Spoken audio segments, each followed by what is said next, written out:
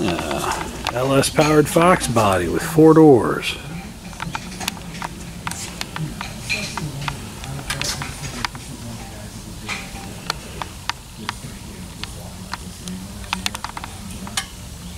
Nice work.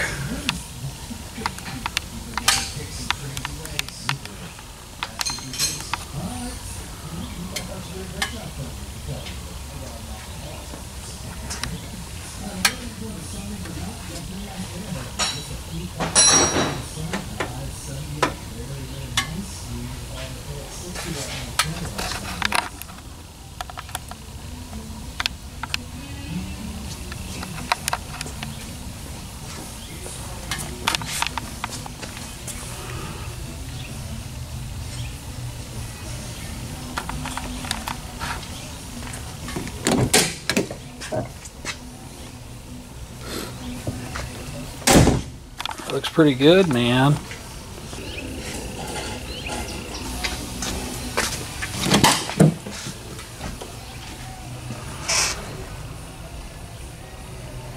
Tubbed. Hard tire.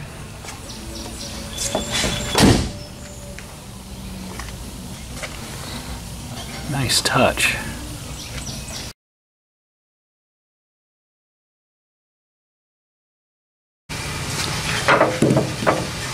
Well,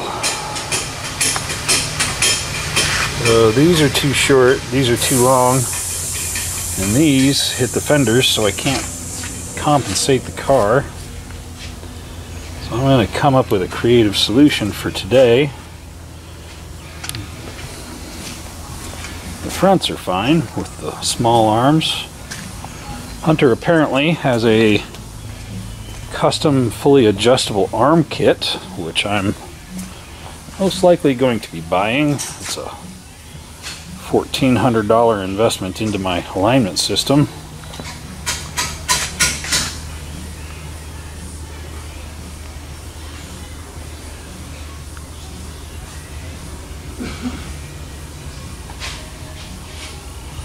Fully adjustable and extendable. Well, that looks like it's going to make my life a lot easier than what I'm doing here, which is basically bungee cording a plate to the wheel that I can zip tie my heads to for today. It's a little crude, but it should be effective. Well, in the infamous words of Sergeant Thomas Highway, improvise, adapt, and overcome.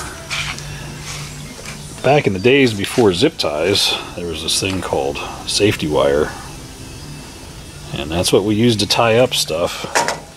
I didn't have any zip ties long enough to do this today, and I didn't feel like doubling them up, so that'll work. Nice and rigid. It's an improvised way to get my heads on with clearance to my wheel. Looks a little archaic, but it's effective. Let's get after this thing. This is actually the second car this fella's brought to me. He brought me a Camaro last year. This one's a fresh build. You can already tell we're going to be doing major camber adjustments.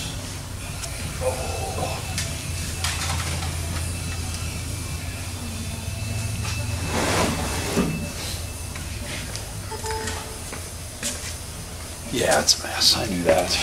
1985 Ford LTD. When was the last time you saw one of these things going down the road?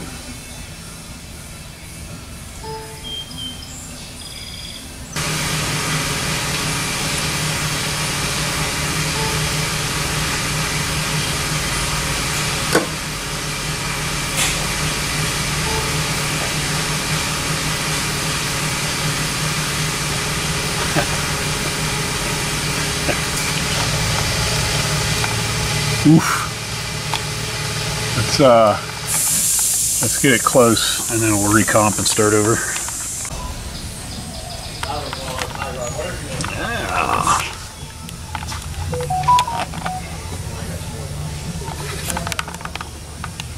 Very nice. What parts you got in it? All of them. Team Z, Viking, Thomas Racing, Strange. Nice build, sir. That's a cool drive shaft hoop. I haven't seen that one before.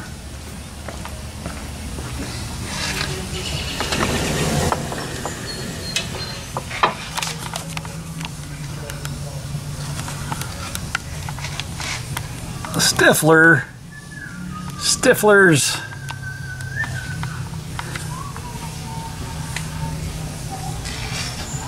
Nice.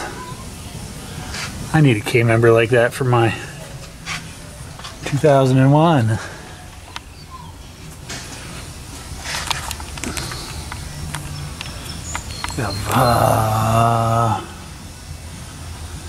Got TRSs in the rear too. Thomas Racing. His tires are sideways. That's right. Good, we're neutral. Let's see if I can get some negative camber out of these guys.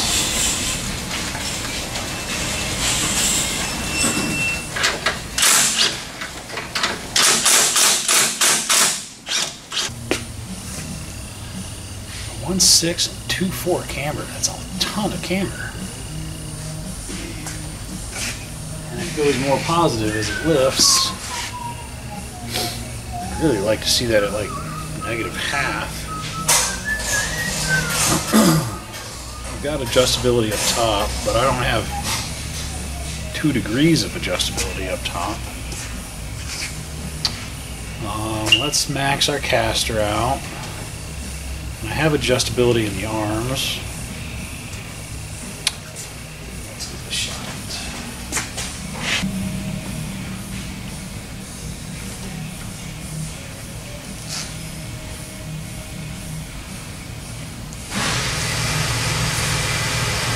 So our rack's not centered.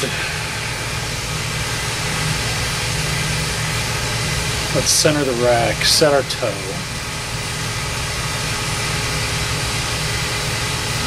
And then we'll go after caster and camber adjustments. I'm just going to pull those boots off so that I can see what I'm looking at.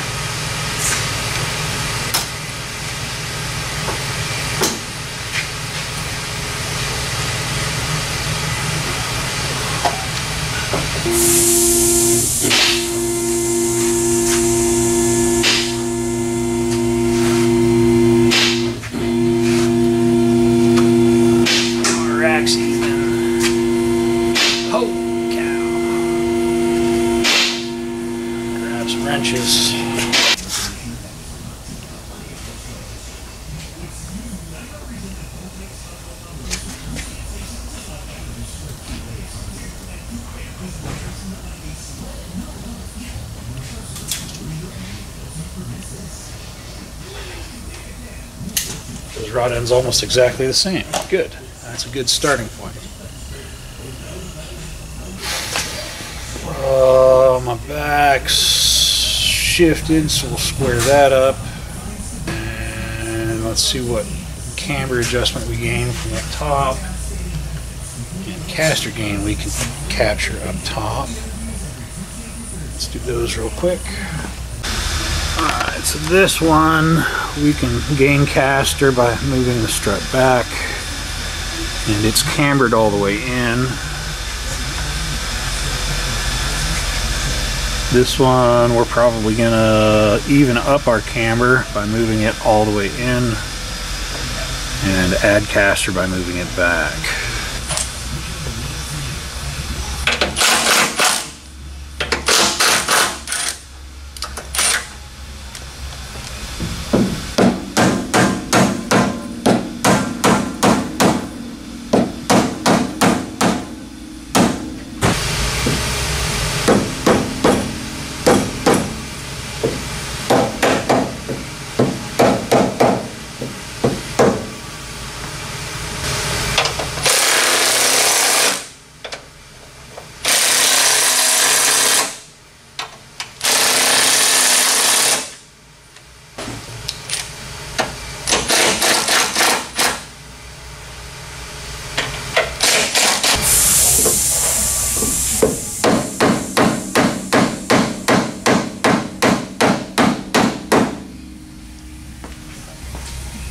How much caster do you want? All of it.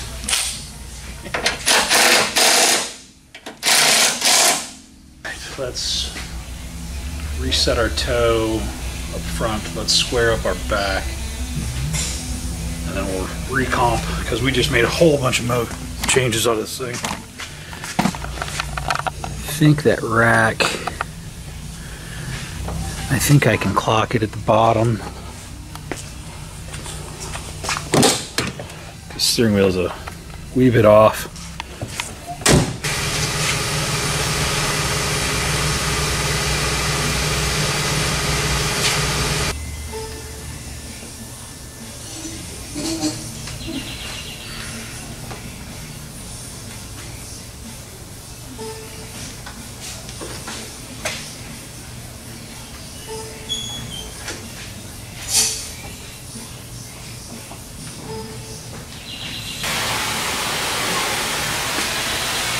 Casters are even now. Sorry, my cambers are even. My casters are way off.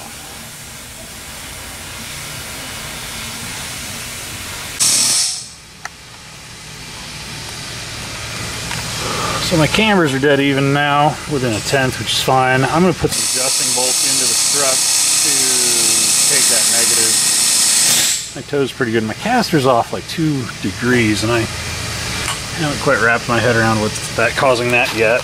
But I'm going to switch out the upper bolt for an eccentric, actually the lower bolt for an eccentric, and push the bottom out. And we'll still have the full strength of the upper big bolt. I think that'll work. Alright, where did I put that little piece that I just had in my hand? Too many distractions.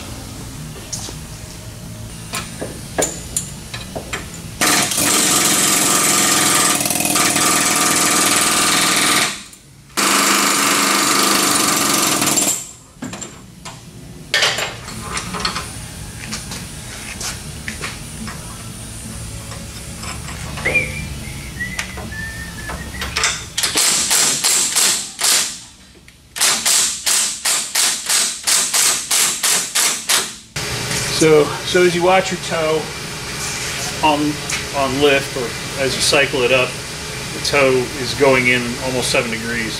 I moved shim above it to bring your outer tie rod ends down to make them more parallel with your lower control arm joints.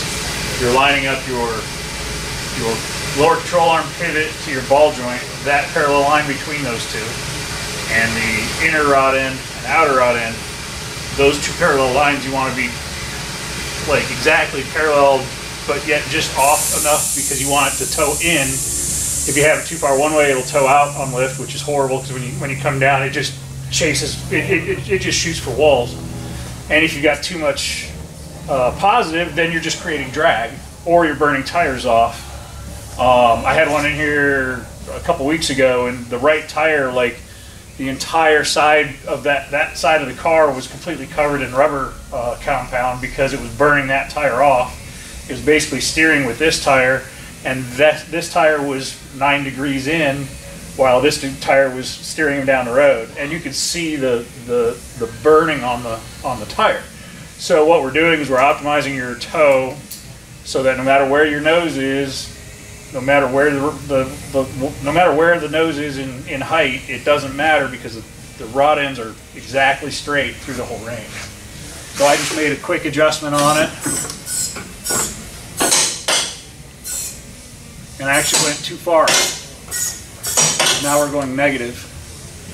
So I actually need to take it back up because now we're a negative 2 degrees.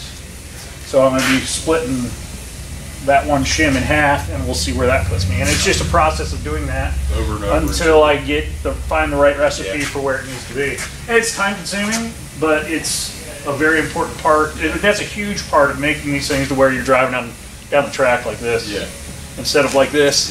Yeah.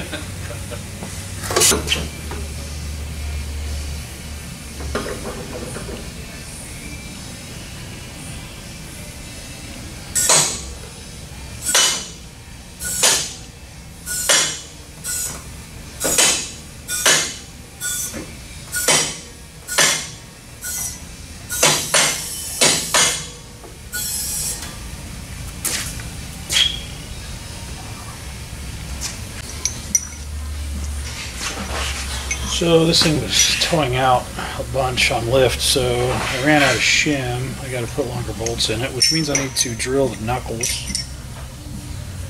for 5/8 bolts. So this one's fighting me a little bit.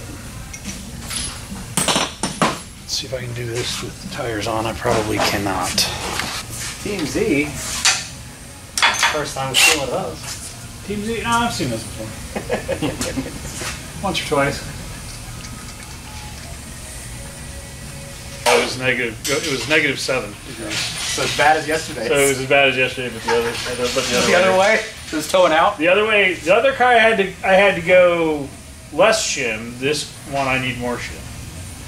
So yeah, whatever. But that was a double A arm, where this is a a long travel strut with a lower control arm. So this one I've already ground both holes in the knuckle on this side. I got to grind the hole on the driver's side too, because just to get them close to where they need to be. Why isn't this just in and out? I don't understand.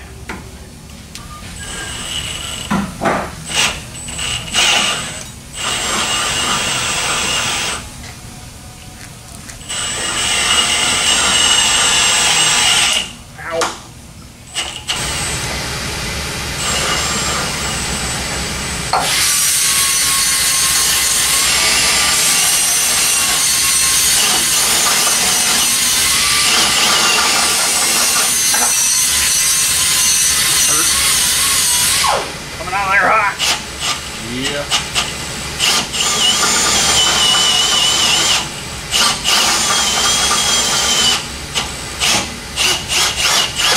They tend to do that. Yes, they do, especially when you're being medieval on it. I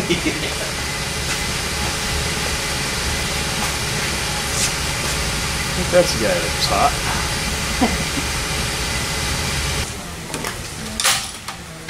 This one's dialed in pretty good. We're gonna have him take it, check it out, see how he likes it. Camber on this one, I had to fight a little bit, but it is what it is. The bump steer we have dialed in perfect, like between a ½ degree and a full degree of toe in on lift, which is great. We did have to install longer bolts and drill the knuckles for it. But it is what it is. You got to do what you got to do to get it there. That we're gonna get this thing off the rack and move on in life. I basically spent half my day working on this one, so we're gonna move on to the next one because that's what we do. At any rate, click like, subscribe, leave us a comment below. Have a great day.